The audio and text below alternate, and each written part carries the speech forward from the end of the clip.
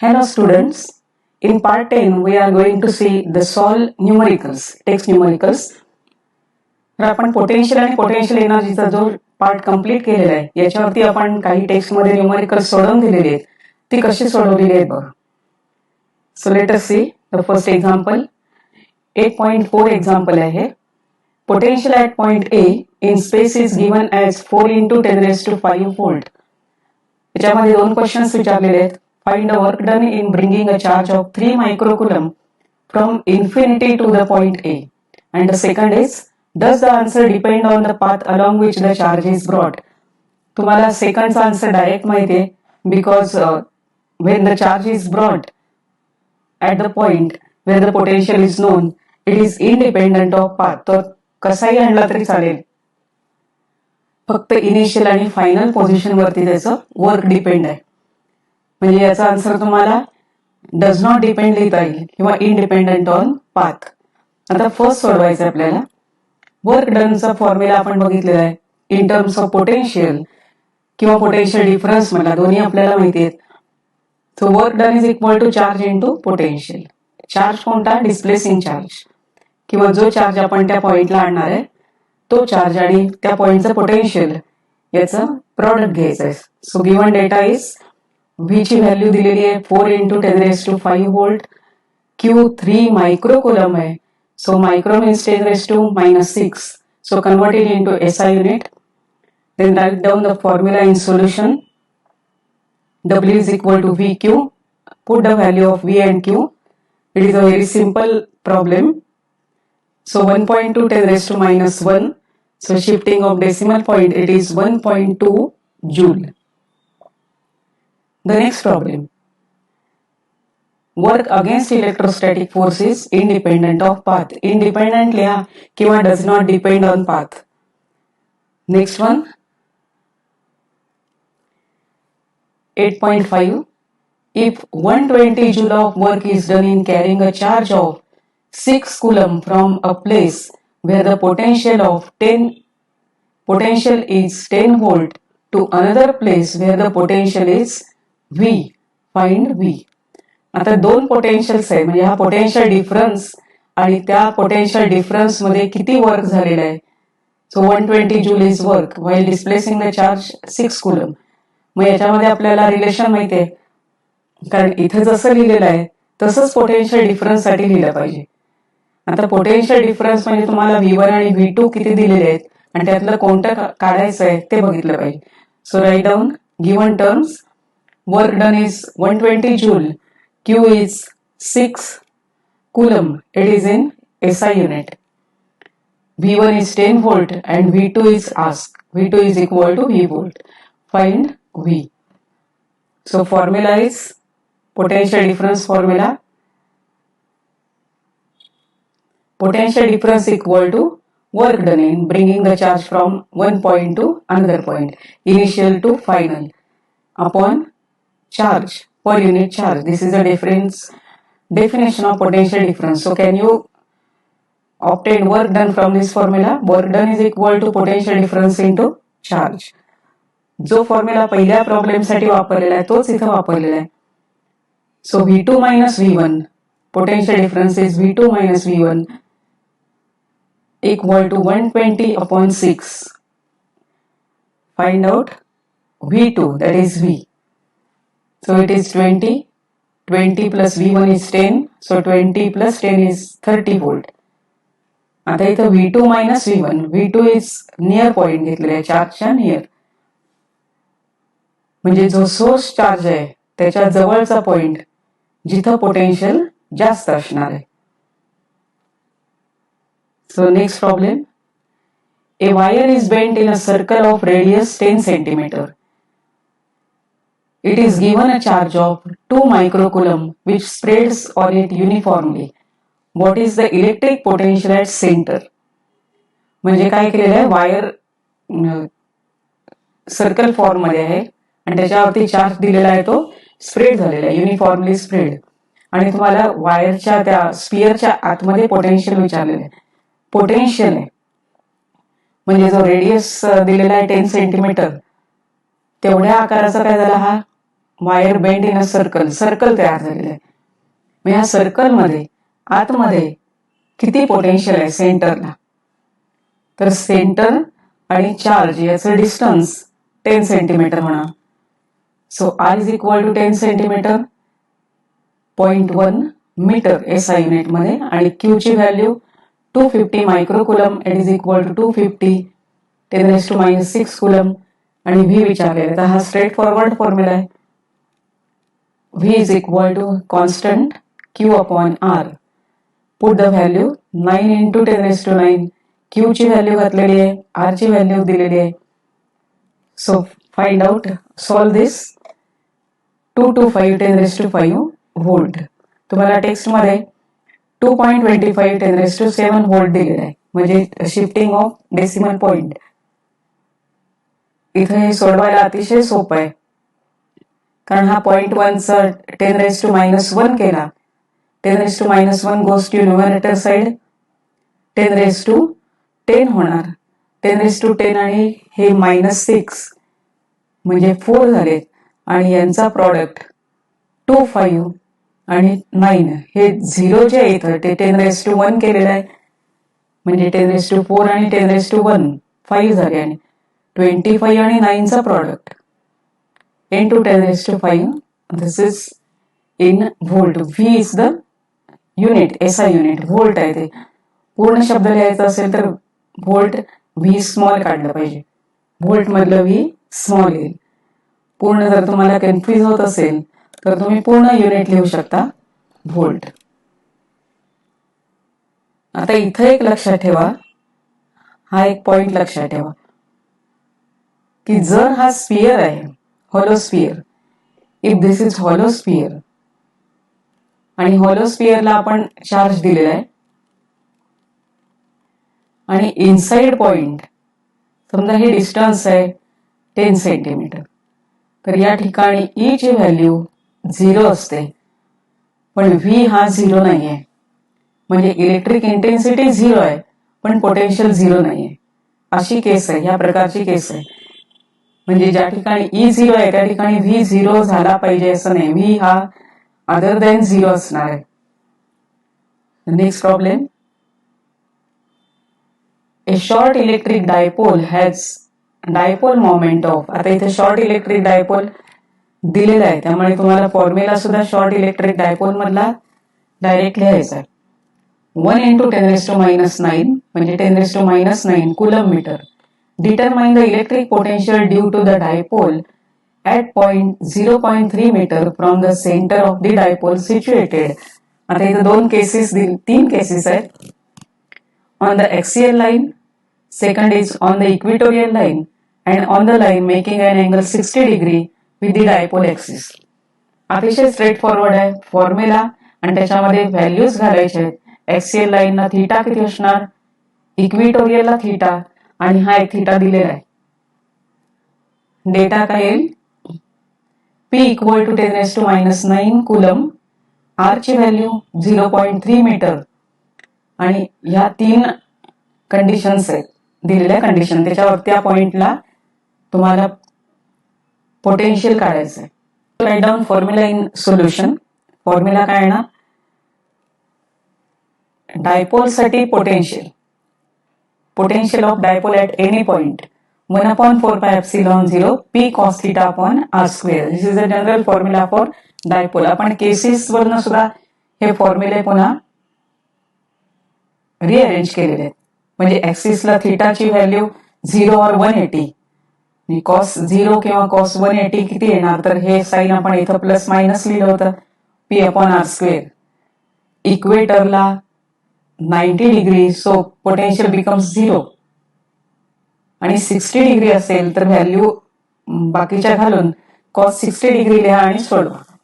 पण एक्सियल साठी दोन्ही व्हॅल्यूज कन्सिडर करता येतात, पण better to remember this formula and then put the values according to point. So next is for axis theta equal to 0 or 180 degree. आता ती value put up केल्यानंतर plus minus हा आपण फॉर्म्युला तयार केला होता केसेस मध्ये, तर त्याच प्रकारचा फॉर्म्युला इथे आहे.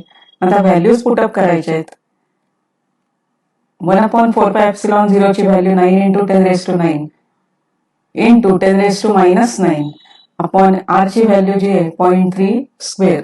आता इथं 10⁹ आणि 10⁻⁹ कॅन्सल होतात, हे कॅन्सल होते. 10⁹ आणि 10⁻⁹ 10�0 दॅट इज 1. आता 9 अपॉन 0.3 चा square 0.09. So this becomes 9 upon 0.09. So it is 100 volt. तुम्ही प्लस मायनस साईन दिलं नाही तरी चालेल. 100 व्होल्ट ही व्हॅल्यू आहे पोटेन्शियलची. आता इक्वेटरला तर theta value 90 degree. So V equal to cos 90 0. म्हणजे इथं काय लिहिलं पाहिजे, थिटाची व्हॅल्यू किती झालेली आहे 90 डिग्री. आता नेक्स्ट आहे थिटा इक्वल टू 60 डिग्री.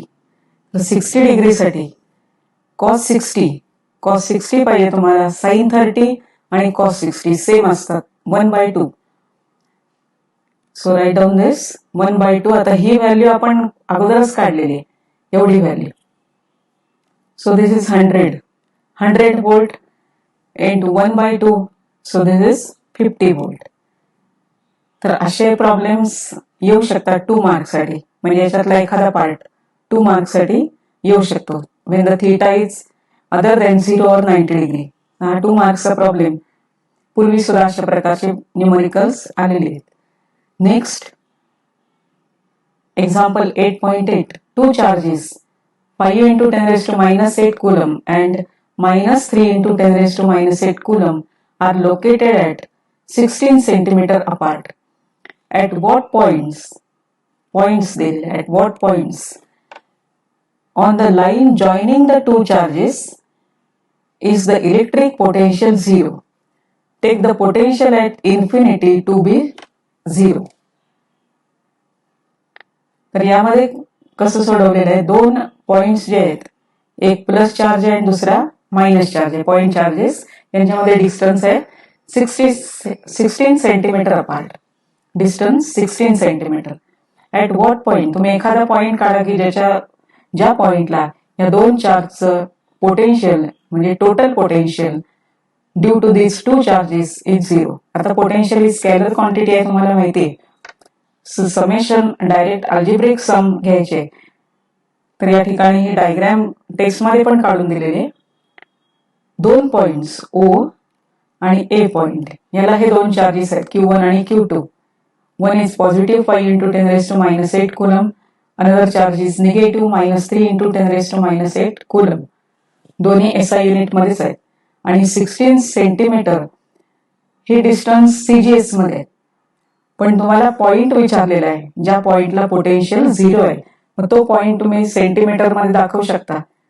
त्यामुळे चार्ज ठेवायचा आहे SI युनिट मध्ये आणि डिस्टन्स CGS म्हणजे डिस्टन्स तुम्हाला पुन्हा मीटर मध्ये करायची गरज नाही, कारण तुम्ही पॉइंट सांगणार आहे. तो किती डिस्टन्सला आहे सेंटीमीटर मध्ये सांगू शकता. आता इथं पॉइंट्स विचारलेले, तर 2 पॉइंटला पोटेन्शियल 0 होऊ शकतो. पण ओच्या लेफ्ट साइडला म्हणजे हा समजा ओरिजिन घेतला, इथनं सुरुवात केलेली. At 1 and 2 potential can be 0, but point at the left of O point potential cannot be added up to 0. कारण या बाजूला डिस्टन्स काय होणार आहे, निगेटिव्ह आहे, x लेस दॅन 0. तर इथं तुम्हाला पोटेन्शियल 0 मिळणार नाही, पण या बाजूला पोटेन्शियल 0 मिळेल आणि 2 पॉइंट्सला मिळू शकतं हे. म्हणून इथं प्लुरल फॉर्म दिलेला आहे. परीक्षेला समजा एक जरी काढायला आलं तरी त्याचे फुल मार्क्स मिळतात. तर या ठिकाणी सोडवणार कसं आहे बघा. आता सुरुवातीला आपण फर्स्ट पॉइंट साठी काढूया. एक पॉइंट कुठं मिळेल. लेट P is at a distance x from point O. Therefore it is at a distance 16 minus x from point A. म्हणजे हे डिस्टन्स किती झालं सुरुवातीला x. त्यामुळे इथलं डिस्टन्स किती येणार 16 सेंटीमीटर आहे -x. हे इथं लिहिलेलं आहे. म्हणजे हा पहिला पॉइंट घेऊन सोडवायचा आहे. आता जर हे डिस्टन्स माहिती असेल तर ह्या चार्जमुळे येणारा पोटेन्शियल माहित होणार. सेकंड चार्जमुळे येणारं पोटेन्शियल माहित होणार, चार्जेसच्या व्हॅल्यू माहिती आहे, डिस्टन्स माहिती आहे, आणि इथं 0 येण्यासाठी x ची व्हॅल्यू किती पाहिजे हे सोडवायचं. So V1 and V2 k हा कॉन्स्टंट लिहिलेला आहे 1/4πε0. शेवटी तुम्ही हा घालू शकता, त्यामुळे इथं फक्त k लिहिलेलं आहे. म्हणजे प्रत्येक वेळेला हे 1/4πε0 लिहायची गरज नाही. तुम्ही कॉमन काढणार नंतर सोडवताना तुम्ही हे लिहा. सो चार्ज अपॉन डिस्टन्स म्हणजे हा पोटेन्शियलचा formula. For V2 that is for another charge due to another charge it is -3 × 10⁻⁸ upon 16 - 6. दोन्ही ठिकाणी k कॉमन आहे. So V1 + V2 must be 0. त्या पॉइंटला V1 आणि V2 ऍड केल्यानंतर 0 आलं पाहिजे. आता k ची व्हॅल्यू कॉमन, त्यानंतर 10⁻⁸ हे सुद्धा कॉमन, ते कॉमन इथं काढलेले आहेत. 5/x - 3/16 - 6. आता इथे ह्या दोन टर्म्स झाल्या. This is one term and this is another term. दोन टर्मचा प्रॉडक्ट 0 येतो. त्यातली ही टर्म तर नॉन झिरो आहे. This is not equal to 0. ही नॉन झिरो टर्म आहे. This is not equal to 0. कारण k ची व्हॅल्यू 9 × 10⁹ आहे आपल्याला माहिती आहे. म्हणजे ही 0 नाही आहे, त्यामुळे हा ब्रॅकेट 0 पाहिजे. म्हणजे आपण अल्जेब्रिक जी मेथड आहे ती वापरलेली आहे. 5/x - 3/16 - 0. आता हे सोडवायला सोपं आहे. क्रॉस मल्टिप्लिकेशन करायचं आणि सोडवायचं आहे. So 5/x = 3/16 - 6. म्हणजे व्हॅल्यू किती येणार? 3x = 16 - 6 × 5 दॅट इज 16 × 5 80 आणि -5x. ट्रान्सफर करा. 8x = 80. So x = 10. हे ट्रान्सफर केल्यानंतर काय मिळणार? 8x = 80. So x = 10 centimetre. आता हे जे 10 सेंटीमीटर लिहिलेलं आहे, x ची व्हॅल्यू ही कोणत्या चार्ज पासून आहे? तर ही जो पहिला चार्ज घेतलेला आहे, पॉझिटिव्ह चार्ज पासून आपण x घेतलेला आहे, त्या चार्ज पासून डिस्टन्स आहे. So 10 centimetre from. हे महत्वाचं आहे. कुठल्या चार्ज पासून हे डिस्टन्स तुम्ही काढलेलं आहे. आता आपण सेकंड पॉइंट, जो दुसरा पॉइंट आहे, त्यासाठी काढूया. At point 2. आता इथं काय घेतलेलं आहे बघा. Let the point P is at a distance x from point A. Point A पासून म्हणजे इथं चार्ज आहे तो O चार्ज. हे 5 × 10⁻⁸ कूलम. आणि इथं A पॉइंटला चार्ज वापरलेला आहे तो -3 × 10⁻⁸ कूलम. आणि या लाईन वरती हा आपण सेकंड पॉइंट दाखवलेला आहे. So this distance is suppose x. तर हे सुद्धा काढता येतं, फक्त हे A पासून आहे लक्षात ठेवा. आणि तेच डिस्टन्स मिळाल्यावर तुम्ही O पासूनच पण सांगू शकता. सेम प्रोसेस फॉलो करायचे V1 आणि V2. आता V1 ची व्हॅल्यू काय येणार बघा. k constant 5 × 10⁻⁸. At this point एवढं डिस्टन्स 16 आहे, म्हणून हे 16 + x झालेलं आहे. 16 + x. टेक्स्ट मध्ये त्याने काय केलेलं आहे, तर डिस्टन्स जे दाखवलेलं ते इथं 16 - x घेतलेलं आहे. 16 + x घेतलेलं आहे आणि त्यामुळे हे डिस्टन्स x ठेवलेलं आहे. पण तुम्ही असं लिहू शकता, x डिस्टन्स आहे, मग हे O पासून किती येणार? 16 + x. V2 -3 × 10⁻⁸ upon x. पण हे लक्षात ठेवायला लागेल कुठल्या चार्ज पासून आपण डिस्टन्स काढतोय. V1 + V2 = 0. सेम प्रोसेस आहे. त्यानंतर त्याच पद्धतीने सोडवायचं आहे. फक्त इथं काय आलंय 5/16 + x -3/x. यासारखंच इथं लिहिलेलं आहे. आणि सॉल्व्ह केल्यावरती आन्सर काय येणार बघा. So -5/16 + x -3/x = 0. सॉल्व्ह करा. x ची व्हॅल्यू किती मिळणार? x value is 24. मग इथं x ची व्हॅल्यू 10 आणि इथं 24. कारण ही चार्ज कोणता घेतलेला आहे, तर फ्रॉम पॉइंट A. आणि इथं फ्रॉम पॉइंट ओ. तर कोणतीही मेथड चालू शकते असं नाही, पण हे तुम्हाला लिहिलं पाहिजे कोणत्या चार्ज पासून आपण डिस्टन्स दाखवलेला आहे. So this is from -3 10⁸ coulomb. आणि जर ओ पासून लिहायचं असेल तर 16 तुम्हाला ऍड केले पाहिजेत. Point from this charge is at 16 + x. So this is 40 centimetre. Answer तीच आलेली आहेत. अशा पद्धतीने हे सोडवलेलं आहे. बऱ्याच वेळेला पूर्वीचे जे पेपर्स झालेले बोर्डचे त्यामध्ये हा पोटेन्शियल वरती प्रॉब्लेम यायचा नाही, हा जनरली इलेक्ट्रिक फील्ड वरती येत होता. पूर्वीच्या सिलेबसमध्ये 11वीला अशा प्रकारचे प्रॉब्लेम्स होते, पण ते इलेक्ट्रिक फील्ड वरती होते. इलेक्ट्रिक इंटेन्सिटी 0 झाली पाहिजे. जस्ट तुम्हाला सांगते, इथं चार्ज Q1 आणि समजा हा चार्ज आहे Q2, दोन्ही पॉझिटिव्ह आहेत, तर असे प्रॉब्लेम होते. E1 along this side and E2 is in this direction away from the charge. So they are opposing. तर कोणत्याही एका पॉइंटला E ची व्हॅल्यू रिझल्टंट इंटेन्सिटी 0 असेल तर हा पॉइंट काढायचा होता. दिस is x and the distance is, suppose distance is d, then d - x. आणि इथं वेक्टर साइनचा विचार केला जायचा. म्हणजे E1 हे समजा E1 आणि E2 आहे, सो E1 - E2 = 0. अशा प्रकारचे हे न्यूमरिकल्स पूर्वी 11वीच्या सिलेबस मध्ये होती. So next problem 8.10 example.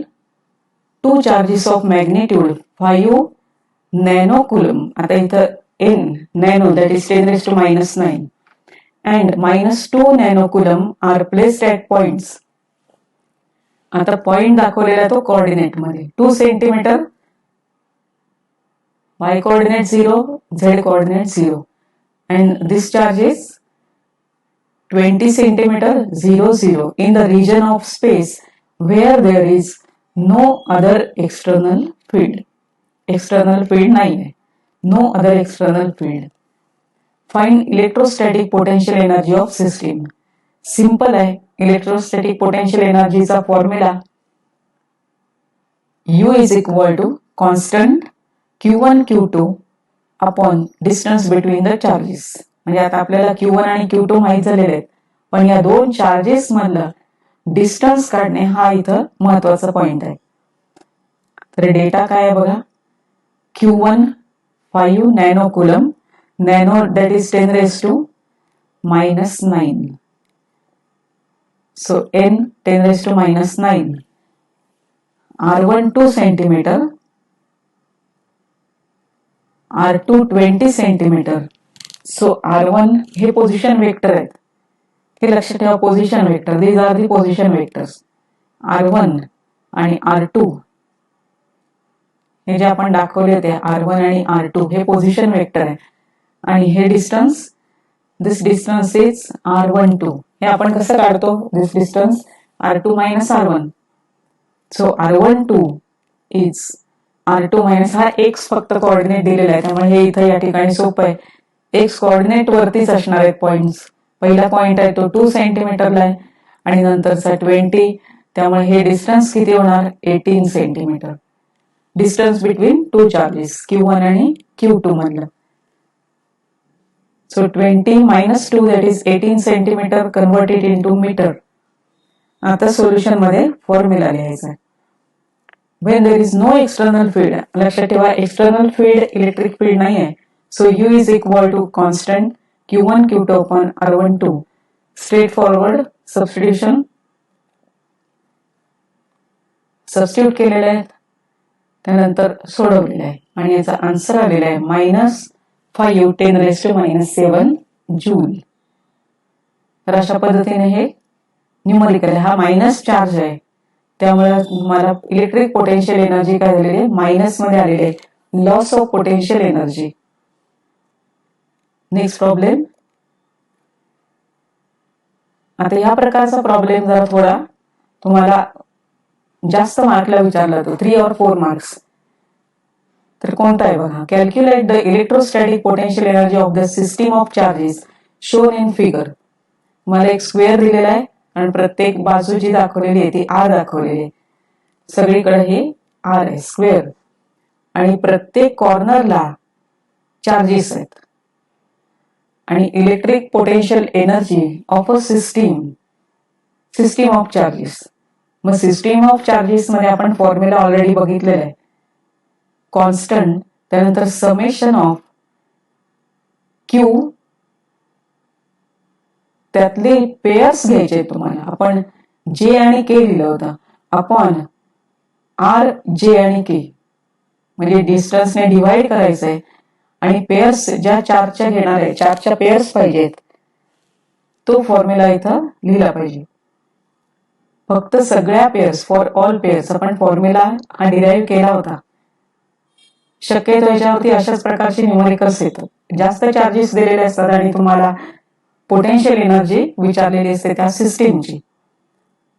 So draw again the figure. आता इथं फिगर मध्ये ABCD हे कॉर्नर्स दाखवलेले आहेत आणि U विचारलेलं आहे. आता प्रत्येक चार्ज आपण इन्फिनिटी पासून त्या लोकेशनला आणणार आहे. पहिल्यासाठी काही वर्क मिळणार नाही पहिला चार्ज आणताना, म्हणून हे तुम्ही कुठेही लेटर्स लिहू शकता ABCD कोणत्याही ठिकाणी. आता इथे एक्झाम्पल म्हणून दाखवलेलं आहे ABCD. तर पहिला चार्ज आपण हा प्लस क्यू आणला तर या ठिकाणी वर्क होणार नाही, पण सेकंड चार्ज ज्यावेळेला आणणार त्यावेळेला वर्क होणार. So this is formula K into. आता पहिली पेअर घ्यायची. पहिली पेअर कोणती घेणार? तर हा चार्ज ऑलरेडी आहे आणि दुसरा आणलेला आहे QA QB. ही पेअर झाली A आणि B ची.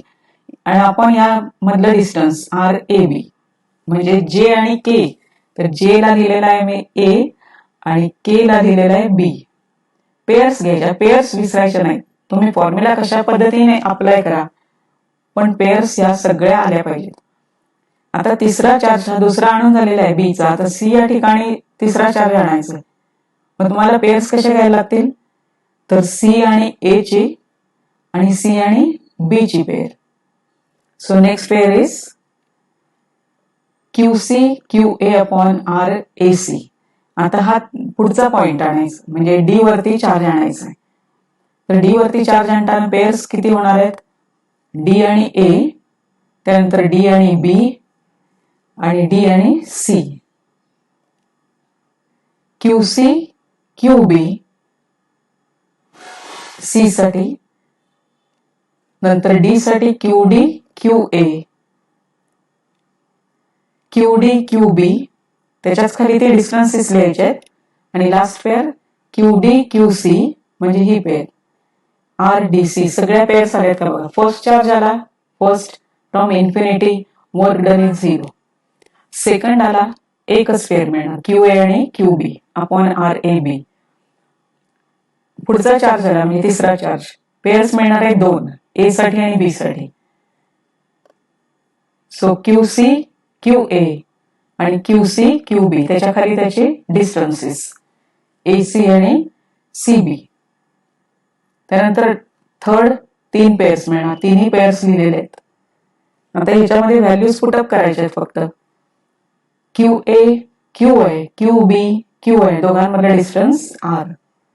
त्यानंतर QC ची व्हॅल्यू आहे -Q. So here it is -Q. Then Q upon distance. हे डिस्टन्स किती होणार आहे? √2R, कारण हे पण R आहे, हे पण R. So this distance is R square plus R square, 2R square. So square root of this distance म्हणजे हे डिस्टन्स येणार, ह्या डिस्टन्सचा स्क्वेअर काय झाला? 2R square. So this distance is √2R.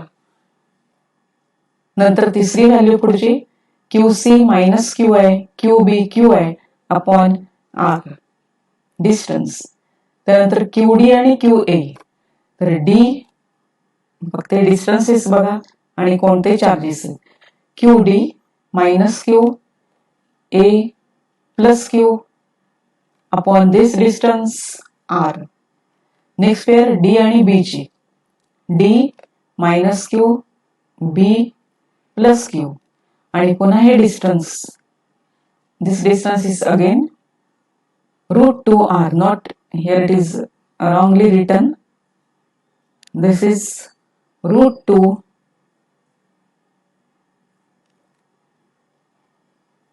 this is root 2r plus minus q into minus q, म्हणजे कुठली pair d आणि c, हे दोन्ही d आणि c दोन्ही मायनस मध्ये आहेत. So d and c minus q upon r. आता ह्या व्हॅल्यूज मध्ये कोणत्या व्हॅल्यूज कॅन्सल होतात का बघा. q into q square upon r हे पॉझिटिव्ह आहे. इथे एक टर्म आहे त्यासारखीच, दिस टर्म minus q आणि q minus q square upon r. So these two terms get cancelled. ह्या कॅन्सल झाल्या. नेक्स्ट इथली पेअर ही मायनस q, आता इथं कोणती पेअर दाखवली बघा, minus q minus q square upon r. तसे इथं मायनस q आणि मायनस q प्लस q झाले, प्लस q स्क्वेअर झाला upon r, minus q square upon r plus q square upon r, म्हणजे ह्या कॅन्सल झाले. आता राहिलेल्या फक्त टर्म्स आहेत त्या दोनच राहिलेल्या आहेत. रूट 2 मधल्याच त्या टर्म्स राहिलेल्या आहेत. So this is the term आणि ही एक टर्म. हे 2 टाइम्स सेम टर्म्स आहेत, म्हणजे 2 टाइम्स राहणार आहेत. So next step is q square minus sign येणार upon root 2r into 2 times. So this is k. आता k ची व्हॅल्यू तुम्ही इथं पुटअप करू शकता आणि फक्त हे सोडवायचे. 2 अपॉन रूट 2 म्हणजे वरती येणार root 2 upon root 2. This is root 2 only. Next is minus sign लिहिलेला आहे, k ची व्हॅल्यू पुटअप केलेली आहे आणि बाकी त्याच पद्धतीचा आहे. q स्क्वेअर आहे, रूट 2 आहे upon r. So this is the potential energy of the system. Next, 8.12. Two charged particles having equal charges 3 into 10 raised to minus 5 coulomb each are brought from infinity to the separation of 30 centimeter. Find the increase in electrostatic potential energy during the process. तर हा सुद्धा पहिल्यासारखाच problem आहे. Potential energy of the two charge system आपण सोडवलेला आहे आता. म्हणजे हा formula कोणता येतो, k constant q1 q2 upon r12. Increase in electrostatic potential energy म्हणजे सुरुवातीची 0, एक चार्ज आणला तर ती 0 असते, दुसरा चार्ज आणल्यावरती ती वाढते. So change in potential energy is equal to increase in potential energy. This is nothing but u. तर आता याच्यामध्ये फक्त व्हॅल्यूज पुटअप करायचे आहेत. q1 ची व्हॅल्यू, q2 ची व्हॅल्यू आणि k. म्हणजे हे इक्वेशन काय येईल, 9 into 10 raised to 9 into q1 q2 दोन्ही सेम आहे, 3 into 10 raised to minus 5 into हे कुलम मध्येच दिलेले आहेत, -5 कुलम upon distance 30 centimeter.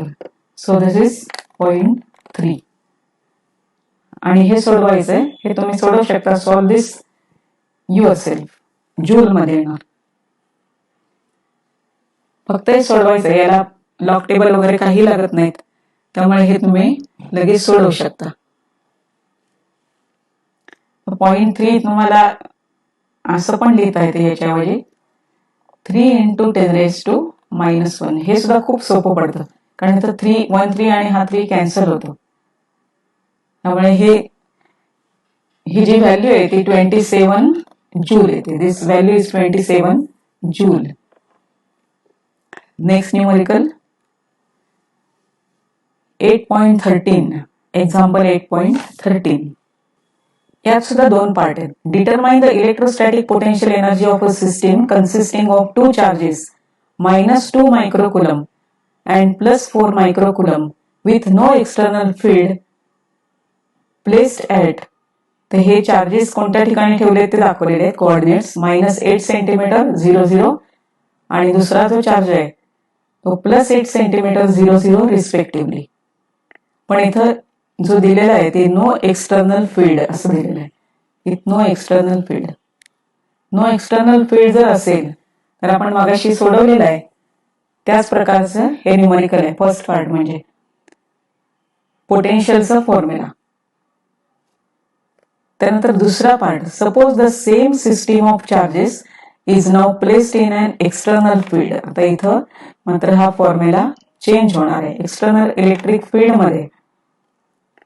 आणि हे फील्ड दिलेलं आहे E इज इक्वल टू हे फंक्शन दिलेलं आहे A into 1/r², where A is 8 into 10⁵ centimeter raised to -2. What would be the electrostatic potential energy of this configuration? वरती जे विचारलेलं आहे पोटेन्शियल एनर्जी विचारलेली आहे पण नो एक्सटर्नल फील्ड आणि खाली external field. No external फील्डचा answer सोपा आहे. एक्सटर्नल फील्ड मध्ये तुम्हाला त्या पॉइंटला एक्सटर्नल फील्डमुळे येणारी पोटेन्शियल लक्षात घ्यायला लागतील आणि मग त्याच्यामध्ये सगळी पोटेन्शियल्स आणि work done charge into potential हा फॉर्म्युला वापरायचा आहे. पण प्रत्येक ठिकाणी 2 पॉइंट्सला तुम्हाला ऑलरेडी पोटेन्शियल माहित पाहिजे आणि नंतर पोटेन्शियल बिटवीन 2 चार्जेस म्हणजे इथं 3 टर्म्स येणार. हा आपण फॉर्म्युला सोडवलेला आहे. तर सुरुवातीला पहिल्या बघूया जे अगदी सोपं आहे. डेटा दिलेला आहे Q1 आणि Q2. एक -2 मायक्रो आणि एक आहे तो +4. कन्व्हर्शन केलेलं आहे -6 मध्ये 10⁻⁶. R1 -8 centimetre, R2 8 centimetre. 2 charges मधलं डिस्टन्स मगासारखाच फॉर्म्युला आहे. It is 16 centimetre. 16 into 10⁻² metre. Formula तोच आहे. K constant Q1 Q2 upon R12 values put up केलेल्या आहेत and the answer is negative answer 10⁻⁻1. so this is 0.45 joule minus sign मध्ये. पण आता ज्या वेळेला तुम्हाला फील्ड मध्ये काढायचं आहे in the presence of electric field आणि इलेक्ट्रिक फील्ड पण कसं दिलेलं आहे बघा. This is the electric field A into 1/r². आता हे चार्जेस येणार ते फील्ड मध्ये येणार आहेत. म्हणजे समजा इलेक्ट्रिक फील्ड आहे आणि एक चार्ज V1 हा इथं आणलेला आहे Q1. तो चार्ज आणल्यावरती तिथं पोटेन्शियल V1 माहित पाहिजे. हे पोटेन्शियल काढता आलं तर तुम्हाला वर्क डन काढता येईल. दुसऱ्या ठिकाणी पॉइंट जो चार्ज आपण आणणार आहे त्या ठिकाणचं पोटेन्शियल माहिती पाहिजे. म्हणजे ही दोन्ही पोटेन्शियल कशी आहेत due to electric field E due to electric field. हे 2 झाल्यानंतर ह्या दोघांमधलं पोटेन्शियल म्हणजे ह्या दोघांमधला जो पोटेन्शियल येणार आहे एक चार्जमुळे या ठिकाणी केलेलं पोटेन्शियल इनटू डिस्प्लेसिंग चार्ज म्हणजे तिसरी टर्म येणार. आता पहिले आपण V1 आणि V2 काढले पाहिजेत टू फाइंड V1. आता V1 कसं काढणार आहे तर E आणि डिस्टन्स हा रेफरन्स पॉइंट E आणि R किंवा एखादा डिस्टन्स आणि पोटेन्शियल यामधलं आपल्याला रिलेशन गेलेलं आहे. आपण सुरुवातीच्या व्हिडिओमध्ये बघितलेलं आहे E इक्वल टू -dV/dx हे रिलेशन. dV/dr लिहा किंवा dx लिहा. So dV is equal to -e dx or it is -e dr. Small displacement, small distance travel, there is a change in potential. आता हे डिस्टन्स आणि electric field vector हे दोन्ही opposite असतात आपल्याला माहित झालेलं आहे. या बाजूला इलेक्ट्रिक इंटेन्सिटी म्हणजे फोर्स वेक्टर असतो आणि डिस्प्लेसमेंट असते या बाजूला dr. म्हणून हे मायनस साइन इथं आलेलं आहे. हे मायनस साइन इथलंच आहे. So -e dr. आता पोटेन्शियल तुम्हाला पाहिजे ते ह्या 8 सेंटीमीटरला. 8 सेंटीमीटरला पोटेन्शियल कसं काढणार बघा. V1 हाच फॉर्म्युला इंटिग्रेशन मध्ये लिहिलेला आहे. स्मॉल डिस्प्लेसमेंट dr साठी तुम्ही हे लिहू शकता पण जर डिस्टन्स फिक्स माहितीये, ज्या ठिकाणी इलेक्ट्रिक फील्ड वेक्टर हा डिस्टन्स बदलत जातो, 1/r² असतं. So V1 is equal to integration minus E dr. So this is infinity to R1 A upon R² into dr. तर ह्या पूर्ण याचं इंटिग्रेशन आहे, A इज कॉन्स्टंट, त्यामुळे कॉन्स्टंट बाहेर घेतलेलं आहे. 1 upon R² dr चे integration minus 1/r. So minus 1/r आणि हे मायनस अप्पर लिमिट आहे ते R1 आणि lower limit infinity. 1/∞ is 0. So minus 1/r it is plus 1/r. अशा प्रकारचं इंटिग्रेशन सोडवलेलं आहे. म्हणजे V1 ची व्हॅल्यू तुम्हाला मिळेल A this value आणि R1 it is 8. So V2 is also equal to A into 1/R2. So total work done काय ना, V1 into charge, potential at this point आणि displacing charge. Potential at this point V2 displacing charge. त्यानंतर हा charge जो आणणार आहे आपण from infinity, तेव्हा याचं फील्ड असणार आहे, म्हणजे याचं पोटेन्शियल असणार. This potential due to charge Q1 is this 1/4πε0 Q1 upon R12 into Q2. आता या व्हॅल्यूज घालायच्यात आणि सोडवायचंय. हे थोडस लेंदी फॉर्म्युला आहे, हा लेंदी तुम्हाला सोल्युशन मिळतं हे, कारण याची वेटेज सुद्धा जास्त असणार. So V1 is A upon R1, this charge is Q1. V2 is A upon R2, charge is Q2. आणि ही व्हॅल्यू डायरेक्ट इथे लिहिलेली आहे 9 into 10⁹ Q1 Q2 upon R12. This is R12. आता ह्यातलं डिस्टन्स आणि हे जे काढलेलं आहे आपण हे ऑलरेडी काढून झालेलं आहे आपलं. Q1 Q2 upon R12 आपण पहिल्या पार्ट मध्ये हे काढलेलं आहे, म्हणजे फक्त एवढाच नवीन पार्ट आहे, तो नवीन पार्ट तेवढा सोडवायचा. 8 into 10⁵ अपॉन डिस्टन्स. डिस्टन्स हे जरी -8 सेंटीमीटर असेल तरी डिस्टन्स हे निगेटिव्ह नाहीये, त्यामुळे इथं 8 into 10⁻². This charge is negative. पुन्हा डिस्टन्स घातलेलं आहे, पॉझिटिव्ह चार्ज, आणि हे पहिलं answer 0.45 joule. So the answer is, हे आन्सर सोडवा, हे सोडवा. ही व्हॅल्यू जी आहे ही मायनस मध्ये आलेली आहे. दिस इज मायनस टर्म, त्यामुळे इथे हे मायनस लिहिलेलं आहे. सो -20 + 40 -0.45 हे आपली मायनस मध्ये आन्सर आलेलं आहे, minus sign. So 20 - 0.45 is 19.55 joule. फक्त या ठिकाणी काय केलेलं होतं, तर हा सगळा पार्ट तुम्हाला करायला लागला. ई जर माहित असेल आणि डिस्टन्स समजलेच असेल तर त्या ठिकाणी पोटेन्शियल काढता येतं ते ह्या फॉर्म्युलाने. This is the formula. Rate of change of potential with respect to distance म्हणजेच E. So E into dx is dv. मग तुम्हाला v काढायचंय, so take the integration of E dx. आता ई आणि dx मधलं रिलेशन लिहिताना minus sign घेतलं पाहिजे. Next example. An electric dipole consists of two opposite charges, each of magnitude 1 microcoulomb, separated by 2 centimeter. The dipole is placed in an external electric field of 10⁵ Newton coulomb raised to -1. It is Newton per coulomb. Find maximum torque exerted by the field on the dipole. म्हणजे हा torque साठी आहे, torque विचारलेला आहे, टॉर्कचा formula वापरला पाहिजे. Second is the work, the external agent. The work done by external agent will have to do in turning dipole through 180 degree starting from the position theta equal to 0 degree. आता यामध्ये work done म्हणजे potential energy of a dipole in electric field. म्हणजे तो formula वापरला पाहिजे. आणि पहिला आहे तो टॉर्कचा formula. So torque is equal to PE sine theta. Put the value of P. P चा फॉर्म्युला तुम्हाला माहिती आहे 2L3. टॉर्क मॅक्झिमम, आता इथं मॅक्झिमम टॉर्क विचारलेला आहे. तर मॅक्झिमम टॉर्क असल्यामुळे थीटा किती घेतला पाहिजे? टॉर्क आहे so theta equal to 90 degree. हे लक्षात ठेवा.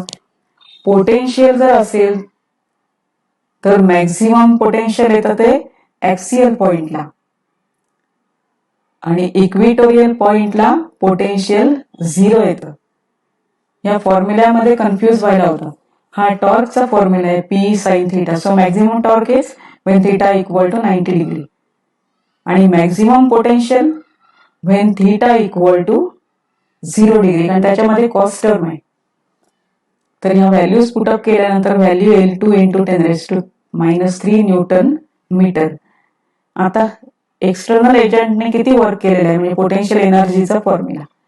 Work done equal to u theta minus u theta 0. आपण हा फॉर्म्युला लिहिलेला आहे. So this equal to PE cos theta 0 minus cos theta. फक्त लक्षात ठेवा थीटा 0 हा इनिशियल आहे, इनिशियल, आणि हे फायनल आहे. इथं तुम्हाला काय दिलेलं आहे? Starting from the position theta वापरलेला आहे symbol. You can write this symbol as theta 0. म्हणजे थीटा 0 ची व्हॅल्यू 0 आहे आणि थीटाची व्हॅल्यू आहे 180 डिग्री. सो फॉर्म्युल्यामध्ये put up the values 2 × 10⁻³ p × e. So this is 2 × 10⁻³ already solve केलेलं आहे. cos 0 minus cos 180. So this is 1 minus 1 minus 1. So 1 plus 1 2 होणार. 2 × 2 4 × 10⁻³ So this is the potential energy. फक्त formula लिहिताना theta 0 initial आणि theta final, आणि इथं कसं लिहिलेलं आहे? Change in energy, final energy minus initial. आणि हे असं का झालेलं आहे? कारण ऍक्च्युअली रियालिटीमध्ये हा फॉर्म्युला मायनस मध्ये येतो. PE cos theta minus cos theta 0 असा फॉर्म्युला येतो.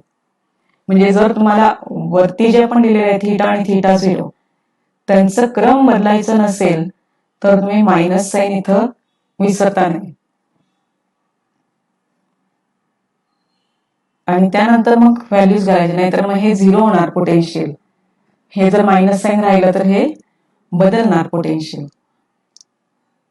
So this is potential energy change होणार. म्हणून फॉर्म्युला लिहिताना याच्यामध्ये खूप कन्फ्युजन होतं. u theta minus u theta 0. तर पॉझिटिव्ह साइन मध्ये लिहिताना तुम्ही थीटा 0 सुरुवातीला लिहा, थीटा मायनस आहे तो नंतर लिहा, आणि थीटा 0 इनिशियल, थीटा फायनल. अशा पद्धतीने ही सगळी पोटेन्शियल आणि पोटेन्शियल एनर्जीची सॉल्व न्यूमरिकल्स बघितलेली आहेत. आता नेक्स्ट व्हिडिओमध्ये आपण नवीन कन्सेप्ट येणार आहे आपल्याला, डायलेक्ट्रिक आणि कपॅसिटन्स.